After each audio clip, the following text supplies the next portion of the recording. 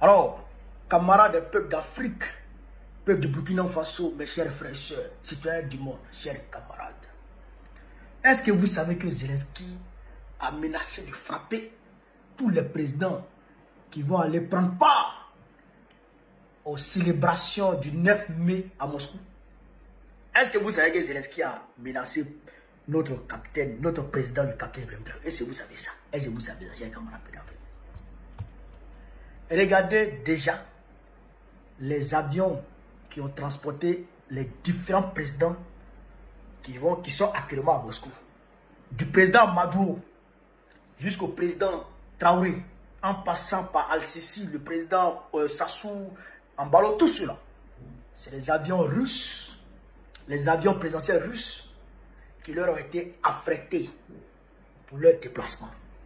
Les avions blindés, les avions sécurisés là, qui leur ont été affrétés pour leur déplacement. Est-ce que vous comprenez ça, chers camarades d'Afrique? Pourquoi? Parce que Zelensky a menacé. Mais je vais vous laisser ici écouter cette vidéo. Et puis, on va décortiquer aisément. C'est ça qu'il s'agit. Et puis, on va donner un petit message à Zelensky et ses patrons occidentaux. Ça, c'est clair. On est parti. Qui, avec ses alliés, s'apprête à fêter le 80e anniversaire de la victoire contre le fascisme, invite les dirigeants du monde entier pour partager la grandeur du défilé militaire traditionnel sur la place rouge.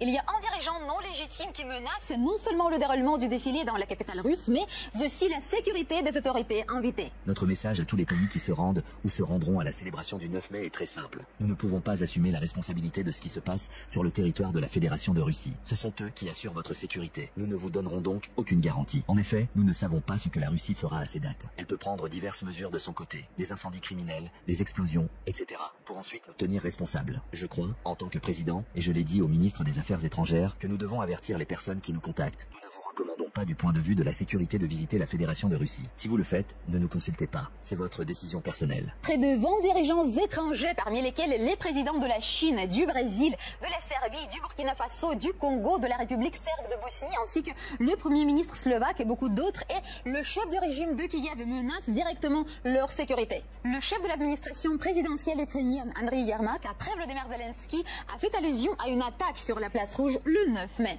Mais à ces défilés militaires, il y a des invités d'une importance primordiale. Il s'agit des vétérans de la Grande Guerre patriotique qui sont de moins en moins nombreux.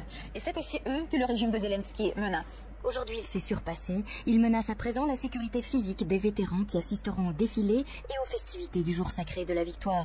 Le mal rasé en t-shirt vert a fait savoir qu'il rejetait la proposition du président Poutine d'une trêve de 3 jours pour le 9 mai et qu'il ne pouvait pas garantir la sécurité des dirigeants mondiaux à Moscou. Cette crapule comprend qu'en cas de véritable provocation le jour de la victoire, personne ne pourra alors garantir qu'il y aura un 10 mai à Kiev. Soit dit en passant, il a aussi refusé la proposition de Vladimir Poutine d'une trêve de 3 jours pour les célébrations du jour de la victoire, ce qui, selon le porte-parole de la présidence russe, prouve que la base idéologique du régime de Kiev est le néonazisme.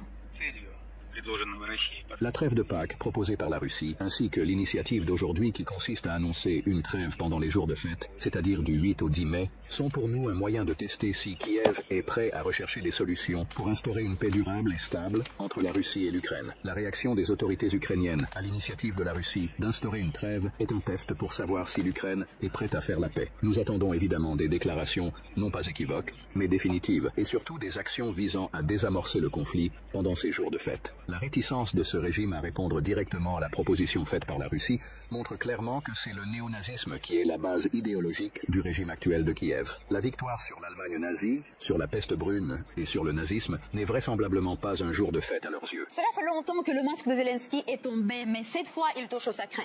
Il y a 80 ans, le RSS dont l'Ukraine faisait partie a vaincu le fascisme. Des régiments immortels en mémoire aux soldats soviétiques qui ont sacrifié leur vie pour notre bien-être se déroulent à travers le monde.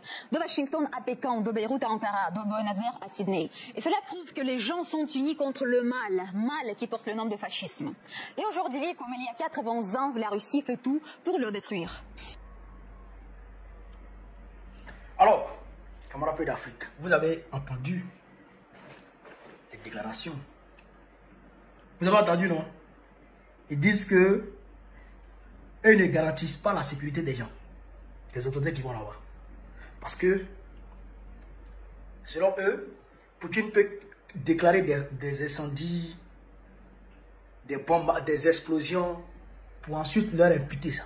Vous savez qu'il y a eu plusieurs attentats à Moscou. Il n'y a même pas un mois, il y a un haut gradé, un officier supérieur, un général même de l'armée russe qui a été victime d'attentats. Il est tombé. Donc, ça c'est Kiev qui fait ça. Si ce n'est pas trottinette piégée, c'est voiture piégée, c'est ce genre d'actes terreau qu'ils le font maintenant. Donc, c'est ce qu'ils veulent employer vis-à-vis des dirigeants du monde qui vont aujourd'hui à Moscou. Vous vous rappelez, j'avais fait une vidéo où je vous ai démontré que en réalité, Kaja Kallas, la présidente de l'Union, la chef de la diplomatie de l'Union européenne, avait interdit à tout dirigeant européen d'aller aux célébrations du 9 mai à Moscou. Avec un ton menaçant. Elle avait dit, frère, que tout dirigeant de l'Union européenne qui allait se rendre à Moscou pour les célébrations du 9 mai était susceptible de sanctions. Kaja Kallas avait dit ça. Ça veut dire que l'Union européenne déjà ne veut pas voir non seulement les dirigeants européens là-bas, mais ne veut pas aussi voir quelques dirigeants du monde que ce soit à Moscou. Toujours dans leur volonté, je dirais, suprémaciste de voir la Russie isolée.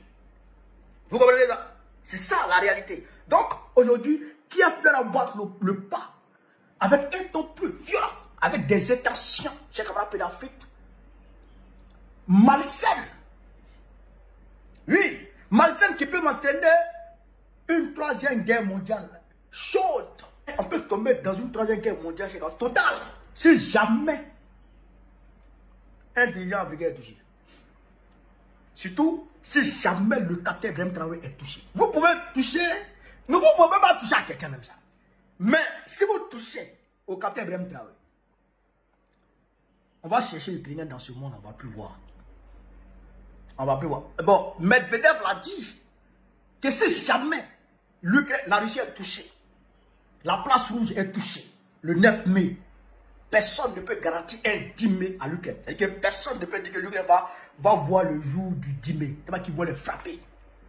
Mais ça ne sera pas ça. Nous, les Africains ici, là, on va se promener pour chercher l'Ukraine. On va se promener. Et puis nous tous, on va s'enrouler dans la mer russe pour aller derrière l'Ukraine. Ça va mal se passer. Ça va très mal se passer. Et donc, vous comprenez ça. Regardez les avions. Regardez l'avion qui a transporté le capitaine Ibrahim. Regardez vous-même. Regardez vous-même l'avion, cher camarade. Regardez l'avion. Regardez l'avion, cher camarade. Regardez l'avion. Regardez. C'est un avion russe. C'est un avion de la flotte présidentielle russe. Ouais. C'est les avions comme ça qui transportent toujours Poutine. Frère, le Romagny, c'est sécurisé de haut en bas. En haut là, c'est les Sukhoi qui le suivent. Ok? Personne, donc ils ne pouvaient pas. Dans le transport, personne ne pouvait toucher le président. Donc, leur aller-retour est garanti. Maintenant, étant sur le sol russe, ça aussi c'est garanti. Parce que toutes les mesures étaient prises. Toutes les mesures étaient prises. Mais le fait que Kiev déjà refuse la trêve, ça veut dire que Kiev ne veut pas la paix. Ça veut dire qu'il ne veut pas la paix. Il veut la bagarre. Mais quand vous voulez la bagarre, faites de votre bagarre avec la Russie qui est en train de vous frapper. Mais ne touchez pas au capitaine Ibrahim Traoré. Ne touchez pas aux dirigeants africains. Et d'ailleurs, ne touchez aucun dirigeant. Même Ambalo qui est Ambalo là, ne le touchez pas. Hein. Vas-y, Ambalo est là-bas, ne le touchez pas. Ne touchez même pas Ambalo. Camarades d'Afrique. Voilà un peu ce que je voulais vous dire dans cette vidéo. Si c'est vive l'Afrique libre, vive le panafricanisme, vive tous les présidents panafricains. Babo, président de la Côte d'Ivoire, en octobre prochain, Inch'Allah. On est ensemble. Partagez au maximum la vidéo.